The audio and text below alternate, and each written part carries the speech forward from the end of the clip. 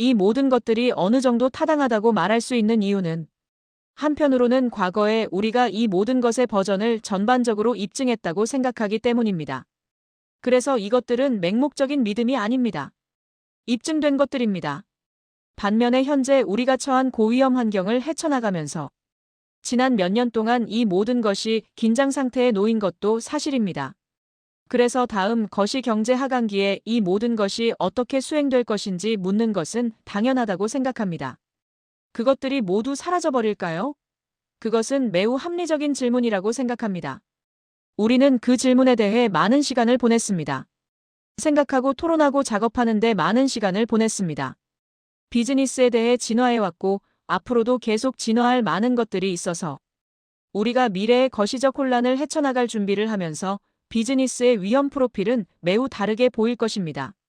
그중 일부는 비즈니스의 다양한 차원에서의 다각화와 관련이 있습니다. 일부는 비즈니스의 자금 조달 측면에서의 탄력성과 관련이 있습니다. 일부는 폴이 이야기한 거시적 도구와 관련이 있습니다.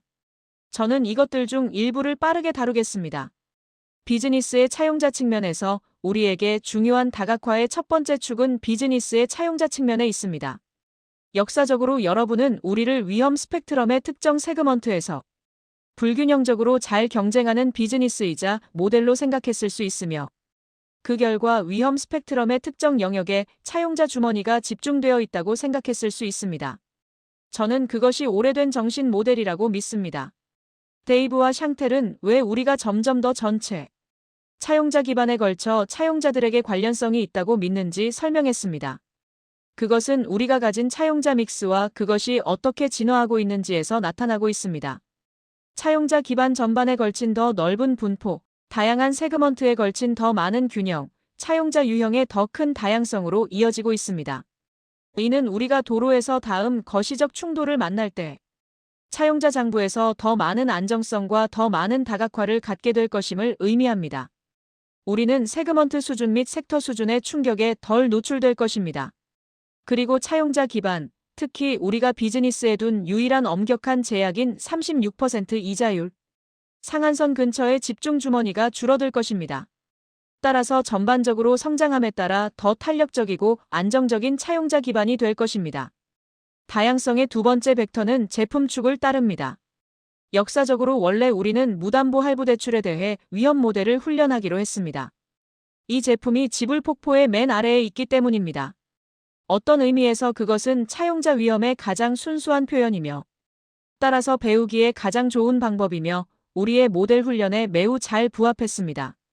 물론 단점은 지불 폭포의 맨 아래에 있다는 것입니다. 하지만 이제 여러분은 새롭게 부상하는 제품에서 우리가 가진 모멘텀을 보기 시작했습니다. 그 모멘텀은 초기 단계이지만 실제입니다. 한편으로 이것들은 더 많은 보안을 가진 제품입니다. 그들은 지불 폭포에서 더 높은 곳에 있으며 거시적 혼란 속에서도 자동차와 주택으로 담보가 잡혀있기 때문에 더 안정적입니다. 반면에 본질적으로 기간이 더 짧은 다른 제품 세트가 있습니다. 더 짧은 기간과 더 작은 듀레이션은 미래의 거시적 사건에 덜 노출된다는 것을 의미합니다. 따라서 이것들을 함께 가져가면 성장함에 따라 보안이 증가하고 지불 폭포의 다른 지점에 있으며 제품 차원에서 거시적 변동성을 제한할 수 있는 점점 더 짧은 듀레이션을 가진 제품 포트폴리오를 보게 될 것입니다. 세 번째 요점은 우리가 길게 이야기한 것이므로 길게 설명하지 않겠지만 자본 측면에서 공급망의 탄력성과 관련이 있습니다. 오늘날 우리 자본 기반의 65% 이상이 약정 형태입니다. 얼마 전까지만 해도 0이었던 것에서 증가했습니다. 이러한 약정은 내구성 있는 자본을 가진 자본 파트너와의 약정입니다.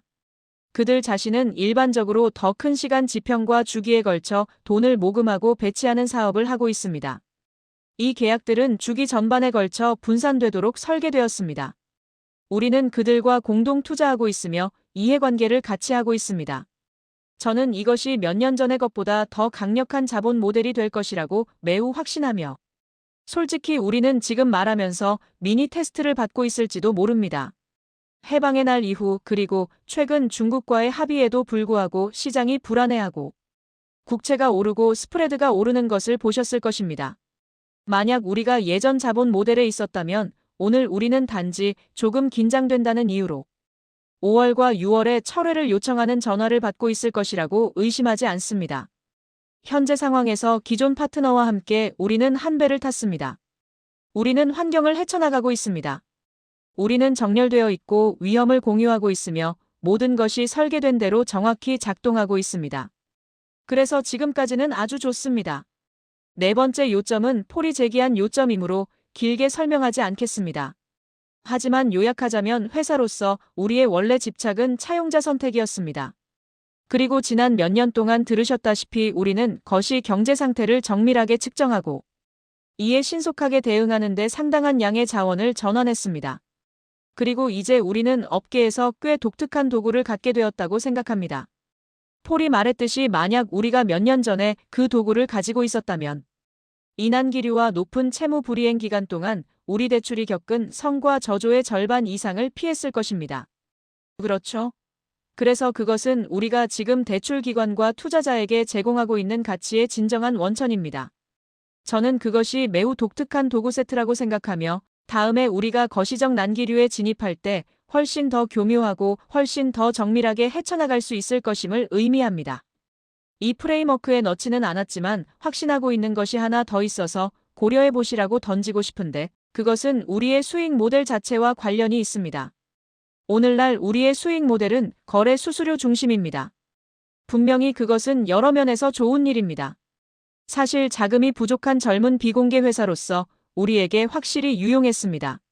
모든 수익과 더 중요하게는 모든 현금을 선불로 받기 때문입니다.